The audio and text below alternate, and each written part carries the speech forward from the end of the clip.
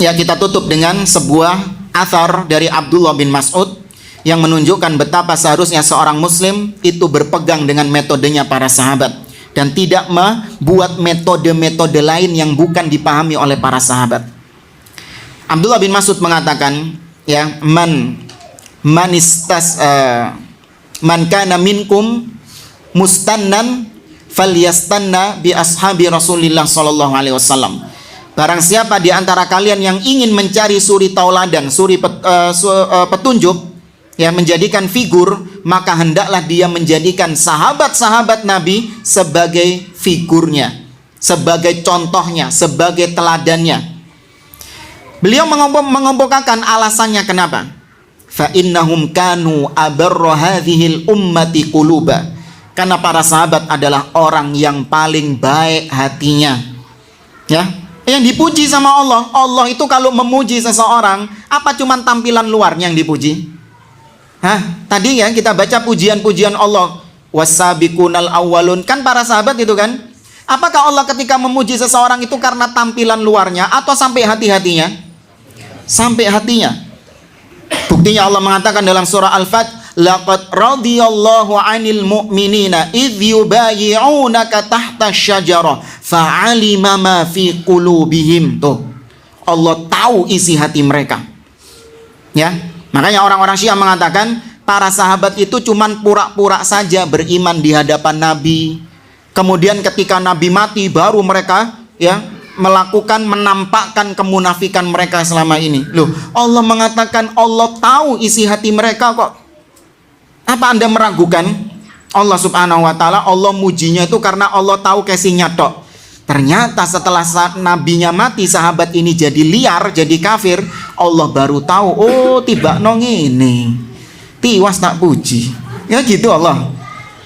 Nggak mungkin Allah memuji itu pujian sampai berlaku sampai hari kiamat. Ya. Kemudian kata Abdullah bin Mas'ud, fa innahum kanu abarra hadhil ummati quluba wa ahsanuhum halan. Mereka adalah orang-orang yang paling baik keadaan mereka. Ya gimana nggak baik? Mereka tuh belajar agama langsung dari Nabi, bayangkan. Bahkan tidak jarang ada ayat yang turun ketika mereka melakukan kesalahan-kesalahan, ada ayat yang turun diluruskan oleh Allah subhanahu wa ta'ala untuk mengoreksi kesalahan mereka. Makanya Jabir bin Abdullah radhiyallahu ta'ala anhu, beliau berdalil tentang bolehnya azl karena tidak ada ayat yang turun ketika itu. Jabir bin Abdullah mengatakan, kunna na'zil wal qur'anu yanzil.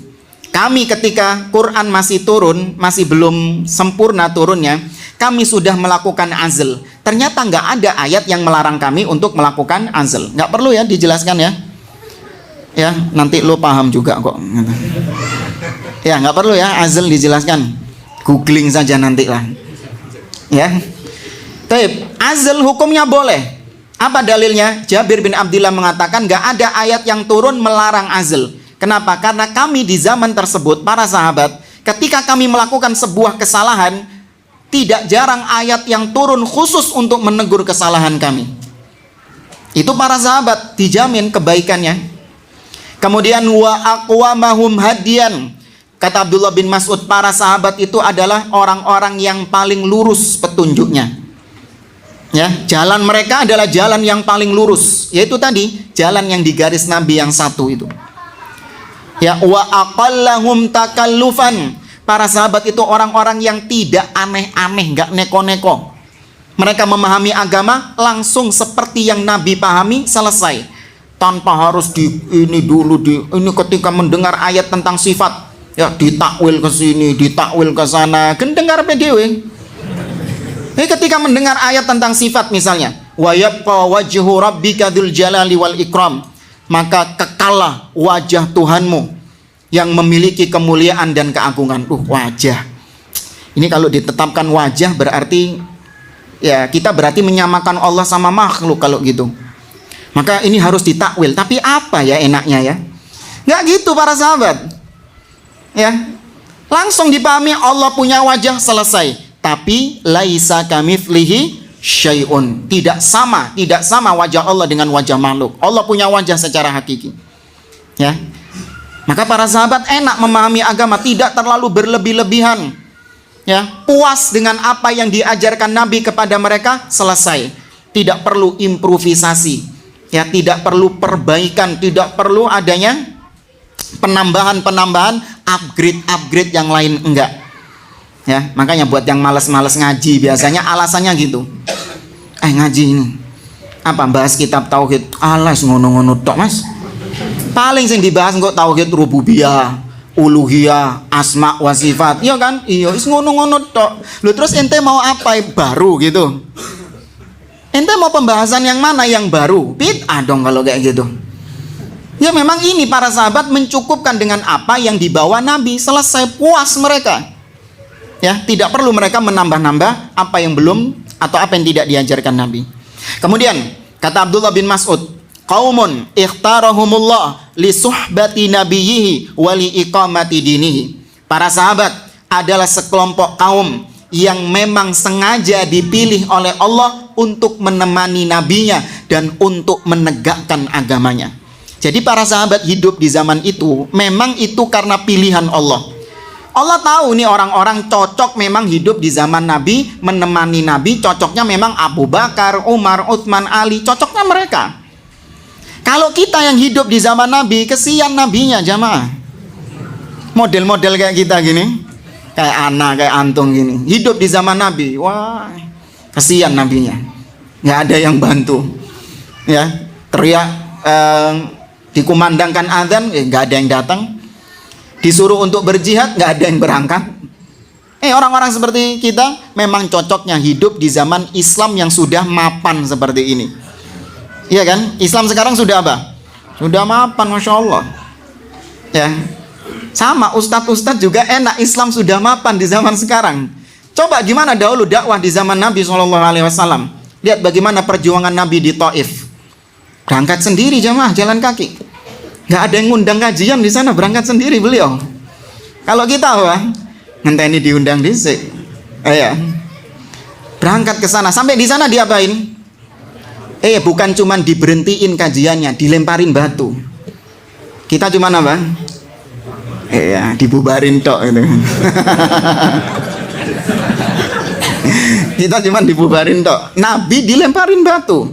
Pulang ke Mekah dalam keadaan berdarah-darah tuh.